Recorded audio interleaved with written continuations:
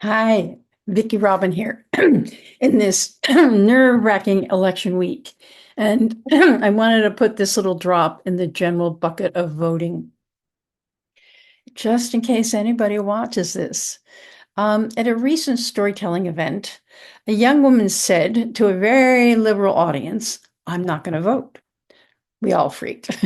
She told us that our calling, writing, and doorbelling her incessantly has solidified her commitment to not vote. She thinks the personal is not political, that it's personal, and one to one connections is how to change the world. If that's you at this late date, you're probably dug into your stand against the machine, but there are 2 more days to vote, so I thought I'd make my final pitch. In my 20s, I did not vote. I called it Tweedledum and Tweedledummer, with plenty of evidence that the whole system was irrelevant to the things that really mattered to me. I started voting when I realized that what was at stake for others, not myself, it wasn't lesser two evils or personalities or parties. It was who or what else needs protection or rights. For me, that is the living world and sovereignty, or the right to privacy. In this, which party is in power makes a difference. Not all the difference I want, but some, and that's why I am voting for Democrats. I'm voting on behalf of the living world. People talk about climate as if it represents nature. No, it's the part of nature that most affects human settlements and the economy, so we care about it. Civilizations depend on a stable climate. You may never see a coral reef. You may not care much about the life beneath the sea other than what you eat. Okay. But the web of life lives or dies by choices human makes. This isn't a guilt trip.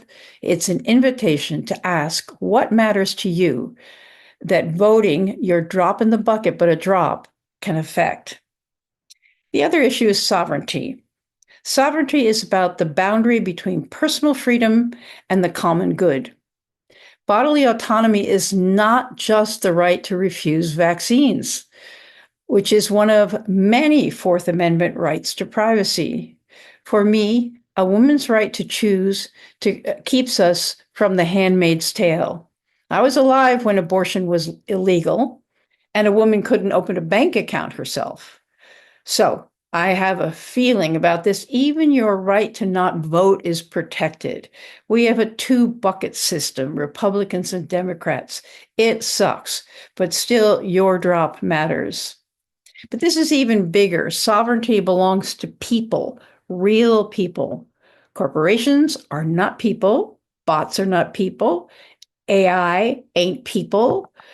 This is the sovereignty front lines, and we are not doing well on this point.